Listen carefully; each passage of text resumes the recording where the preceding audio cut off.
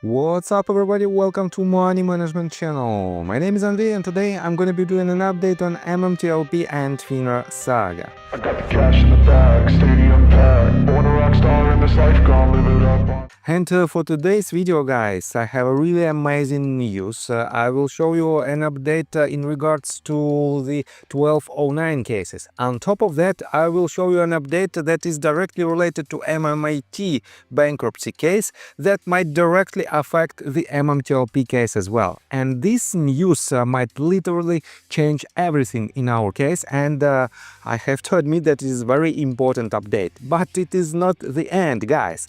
Potentially, we have, let's say, tip that SEC violated their own rules or FOIA guidelines, and this might be another quite substantial update for our case. So, on top of that, I will share some more additional information if I have enough time. But for now, guys, if you want to know more about technical analysis, if you want to enhance your trading skills, feel free to subscribe to my YouTube channel and join my Patreon account. And for now, guys, I have three tiers. It is Discord access tier, Safe Haven, and Gold tier. And if you want to just be in line with all the latest news and with the most recent actions and potential upcoming actions of the US stock market, it is more than enough to join just Discord access. If you want me to cover your personal position and if you want me to create a plan for you to invest in stock market, Safe Haven is for you. The only difference in between these two tiers is that on Safe Haven tier you will have a monthly 30-minute Zoom call session with me. And the Gold tier is for people who want to take the most from my experience and from my knowledge. And in this tier, you will have a 30 minutes weekly Zoom call with me where I will teach you how to beat the market. On top of that, guys, for the members of this tier, I will give my personal signals where to enter and where to leave the position. I will do it when market conditions are more predictable for swing positions. So, and let me give you a sneak peek on the Discord group. You can see that I publish a lot of updates on the market, and as you can see, I even make predictions of its upcoming movements. And if you follow my channel for quite some time, you know that I have a very high level of experience in this type of trades. And guys, in this Discord group, I explain a lot to my patrons, and I do a lot of technical analysis on demand on different assets. Here is the general sentiment of the market on April the 10th. Here is INTC, ISRG, here is JD, RKLB, MSTR, and other ticker symbols. You can see that I do it pretty much 2 or 3 times a week. And all of my community members know how to benefit out of these market conditions. So, and let's begin with this set of tweets that were written by Junk Sari. She wrote just 11 hours ago this. Congratulations for Frank Ness. Thank you so much for your long-standing support of the MMTLP community as we seek transparency for resolution to the MMTLP fiasco. When no one else would listen, you were there. Thank you. Well deserved. And Frank Ness 12 hours ago wrote this. Press release. Frank Ness, founder of frankness.com, earns Mac Rec verification as trusted journalist. So, definitely it is a very good achievement for Frank Ness. Congratulations. And I have to say that it is very important to know that Frank Ness has this type of document that proves that he is a legitimate journalist. And I have to admit that sometimes I disagree with his point of view, but in general it is very good to have this type of media that might help us to spread MMTLP story to a broader audience. So let's continue with Junk Savvy's tweet. She reposted the tweet that was written by Market Frauds, and Market Frauds wrote it 18 hours ago. And it says, Anson Funds naked short attack against MMTLP, the full story. And guys, well, It is very unprofessional to publish this type of reposts, because I showed you multiple times that this article, well, despite the fact that it says that, well, first of all, let me quote you this. What happened 6 months later after next breach was halted was also interesting. Anson funds contacted Roth Capital seeking to buy shares of next breach. 10 million shares at 30 cents a share to cover their short position. This is all documented. And guys, if you try to find this information, you will not find it. And if you Google Anson Funds 10 million shares and add MMTLP, or even without MMTLP mention, you will not find any type of sources except this website. And to be honest, guys, if this information is real, why in the world no one from our litigation path, from our litigation side of MMTLP community, why no one of them use this information in their lawsuits? Don't you think that potentially it is a misleading information? And well, I tried to find this information multiple times, and I saw from time to time I see this type of reports of this article. And to be honest, guys, it is very unprofessional to use this type of information in your due diligence and even in your personal Twitter account. So let's move forward. And Junk Savvy wrote again a couple of tweets following the Wes Christian interview. She made this new, she hosted this space call, MMTLP fiasco day 908, bankruptcy getting hot plus Wes throws gloves. So I didn't listen to this podcast because it is more than 5 hours long. I don't have so much time. But in general, guys, yesterday, well, from the very beginning till the very end, I listened to the Wes Christian's interview, and he didn't mention about the MMTLP fiasco except two points. One of them was just a general mention of the subpoenas that he wrote back in the days. And the second one, well, it is not so important, I would say, because he didn't mention something particular and his development and his achievements in this case. That is why, in my opinion, it is just, well, it is not the best information for our case to push it forward. But it is quite good information in general that a lot of people might pay their attention to our story. And let me show you next news for today's video. For about 3 to 4 previous videos, I showed you this Twitter account, NBH MMTLP. And it is quite interesting, but just 2 days or 3 days ago, this person published quite interesting development, how we can break the wall of total immunity, so-called total immunity of FOIA requests denial. And just 19 hours ago, it says, highly encourage filing FOIA appeals for MMTLP denials. SEC may have violated DOJ FOIA guideline.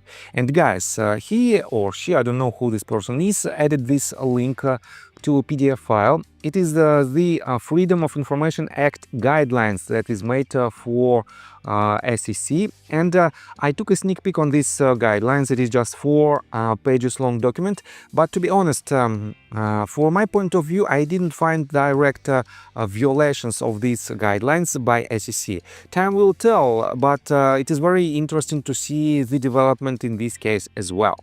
So, and let me show you the next news related to FOIA requests. John Burter reposted the tweet that was written by Due Diligence, and let me quote you this in details. Due Diligence wrote, new FOIA response drop. Okay, so a few days ago, a community member sent me a FOIA response they got. 163 pages released, 84 more withheld. The released records span a date range of March 28, 2023 to January 2nd of 2025.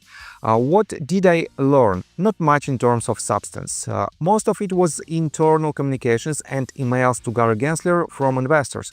But here are some observations I did make. A lot of MMTLP holders emailed Gensler in the months following the trading halt. You know what I noticed? No one of those messages was hostile, no threats, not a single one, not even a profanity. Just people, real people, writing him, begging and pleading for answers. You could feel the pain in those emails. Homes lost or at risk of being lost. Suicides, retirements in danger of being wiped out. All of them asking for help. All of them with courtesy, not hostility. And they were all subsequently ignored. Let's run it down. Investors' complaints, page 4, and he basically mentioned the pages of these complaints. They weren't Reddit posts. These were direct complaints to Gensler and commissioners via email, alleging fraud, counterfeit shares, and collusion by FINRA to protect short sellers. They demanded investigations, some requested bullshit data, and many a resumption of trading. Congressional inquiries. This included delivery of Representative Ralph Norman's December 2023 letter backed by over 70 members of Congress asking for timelines, legal authority, and share counts.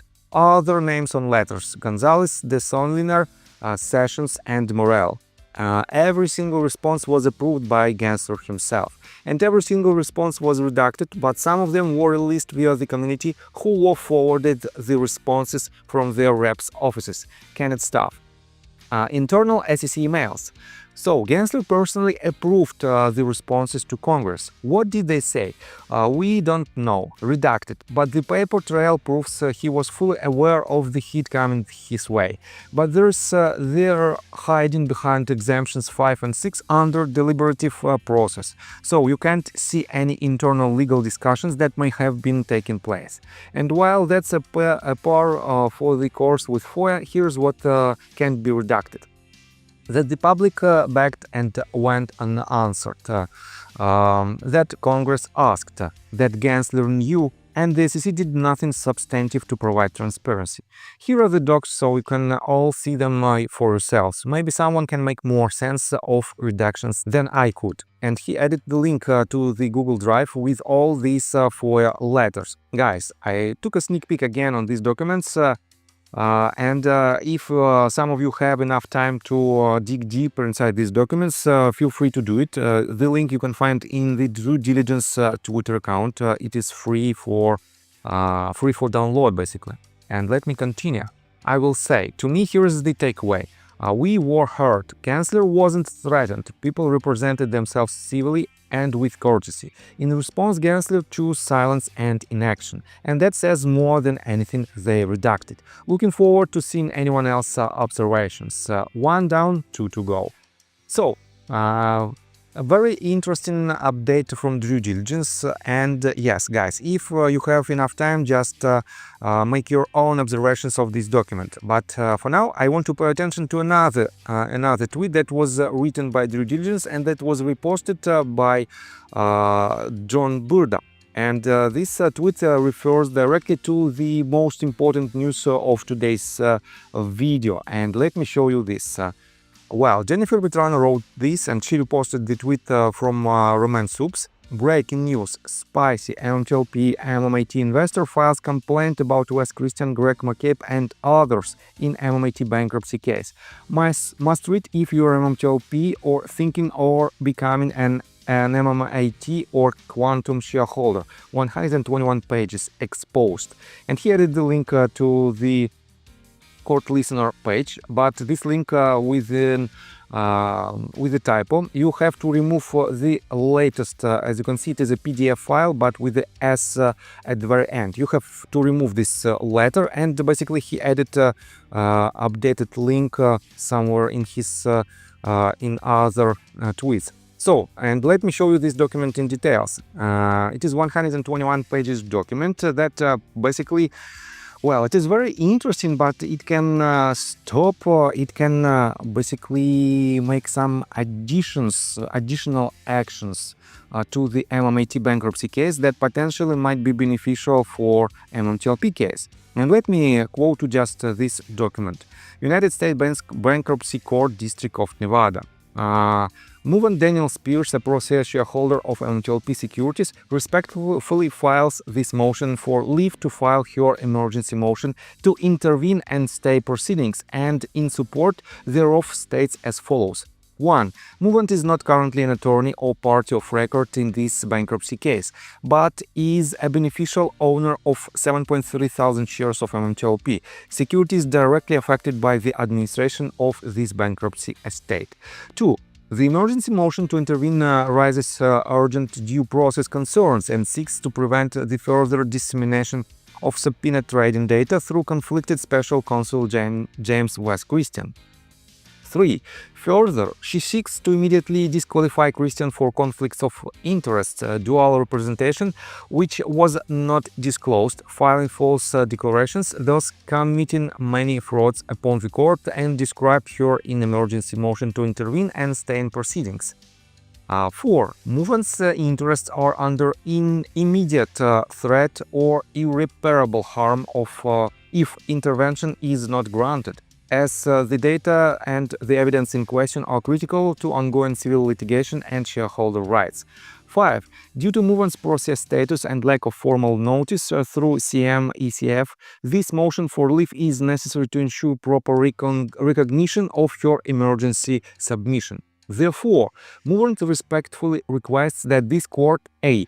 grant leave for Daniel Spears to file emergency motion to intervene and stay proceedings. B. Direct the clerk to accept the emergency motion and supporting materials for docketing. C. Grant such other and further relief as the court deems just and proper.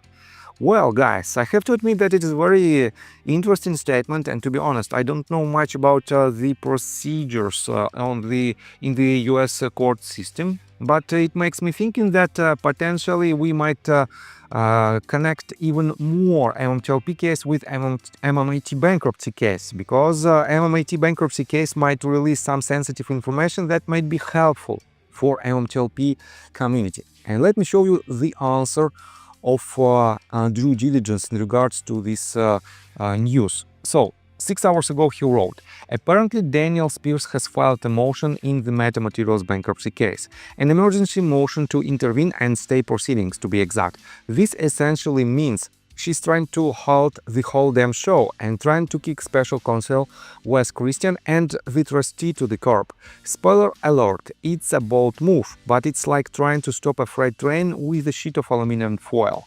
Let's break this down. Spears, who owns 7.3 thousand shares, MMTLP shares, is pissed. She's not a lawyer or a party in the bankruptcy, but she is demanding to jump in because in her mind the whole setup stinks.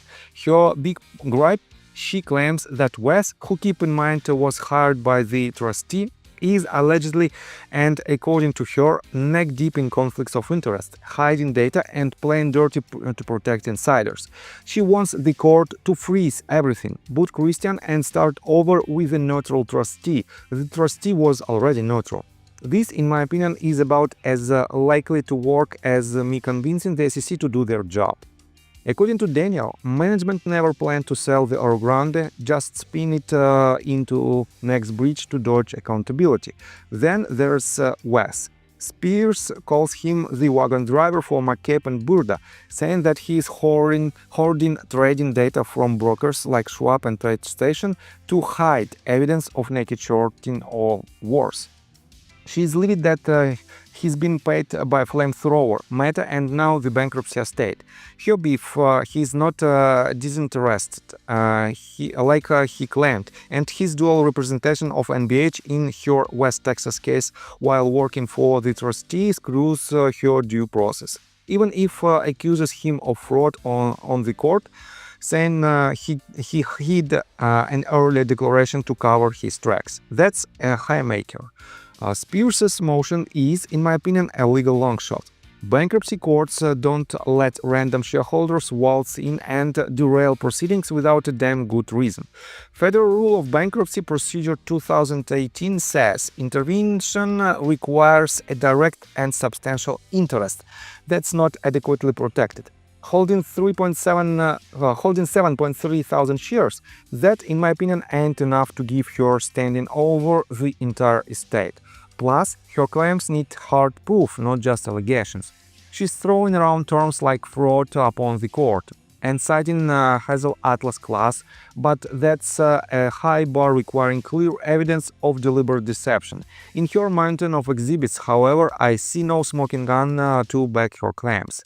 TradeStation's not escaping her wrath either.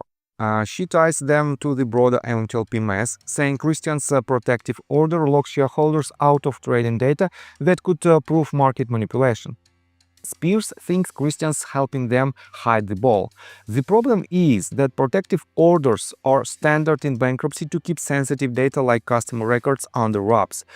What I don't think she understands is, without the protective orders, the brokers are gonna fight tooth and nail to not have to release a shred of data.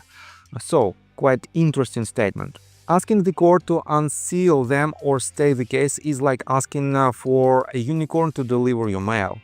Her motions got other issues too. It's 21 pages, barely over 20-page limit, but she had to ask for that extra page. As we have all learned after countless I told you so's pro se filings often get dismissed for procedural slip-ups, and she's fighting a pretty well-funded legal machine. Plus, her attacks on social media proxies sound more like ex-drama than courtroom ammo. Pointing out my write-ups or Jen Capella's McCabe email or junk space runs. That, in my opinion, will not move the needle with a judge. In my opinion, this motion is a Hail Mary. Bankruptcy courts prioritize creditors and estate administration, not shareholder crusades. That's a sad fact. Out of respect for judges involved, I don't ever want to presume to know for a fact how many court will rule on any motion, but I think that Spears' odds of getting a stay of disqualifying Christian are slimmer than Finner delivering a share audit tomorrow. Prediction: motion denied. Or as Christian stays, the data stays locked. Honestly, I'm curious to see how the whole bankruptcy is going to play out. We could see more fireworks here. And while I'm not a lawyer, I've seen enough legal face plans to know this one's gonna sting. Stay tuned because the circus ain't over. It's sad because it takes the court's time and causes delays in the process, but I have a feeling we are going to see more meddling in the bankruptcy court as we move forward. Call it a hunch. Good luck. So, guys, I have to admit that this news, this update might be very important because from the judge's decision, well, we might have different options. And to be honest, for now, it is not so clear which option might be more beneficial for MMTLP shareholders and for MMAT shareholders. But for MMTLP, it is more clear that if this order is granted, in this case, the bankruptcy case will be even longer than it anticipated. But for MMTLP community, it is not so clear, and well, time will tell what will be the result, but in my opinion, it is a real bombshell in our today's status. So, I think that's all information that I want to provide you. If you like my video, please hit the like button and subscribe to my channel with notification bell, and see you guys next time. Bye! I got the cash in the bag, stadium packed. Born a rock star in this life, gone live it up on the attack. Baby, I'm